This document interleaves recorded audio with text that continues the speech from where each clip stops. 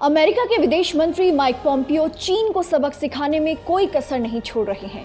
Mike Pompeo ने अब चीन को शिकारी बोला है।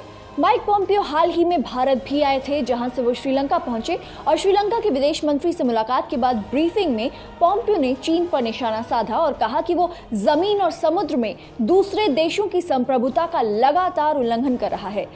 अमेरिका के विदेश मंत्री ने कहा कि चीन की कम्युनिस्ट पार्टी एक शिकारी की तरह है, जबकि अमेरिका एक दोस्त और सहयोगी के रूप में है। पॉम्पियो ने कहा कि अमेरिका श्रीलंका के साथ अपनी साझेदारी को लोकतांत्रिक मूल्यों के तहत आगे ले जाना चाहता है, जबकि चीन के मंसूबे कुछ और ही हैं। उधर चीन ने भी अमेरिका पर पलटवार करते हुए अमेरिका को एलियन वर्सेस प्रेडेटर की याद दिला दी।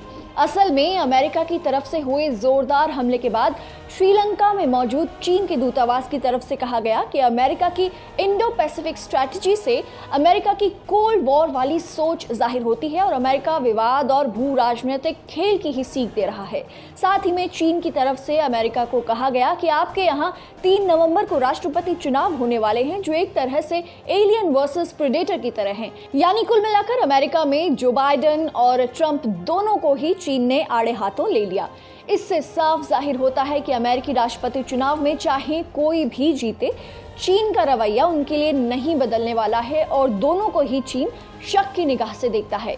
हिंद प्रशांत क्षेत्र में चीन के बढ़ते दबदबे को रोकने के मकसद से अमेरिकी विदेश मंत्री माइक पॉम्पियो भारत के बाद श्रीलंका पहुंचे थे, जहां से वो मलेशिया के बाद इंडोनेशिया पहुंचे, जहां लगातार उन्होंने चीन को अपने निशाने पर बरकरार रखा है। आपको बता दें कि अमेरिका के विदेश मंत्री माइक पॉम्पियो ने भारत के साथ साथ श्रीलंका, इंडोनेशिया और मालदीव्स का भी दौरा किया, जहां लगातार उन्होंने इस क्षेत्र में चीन की काट ढूंढने की कोशिश की है।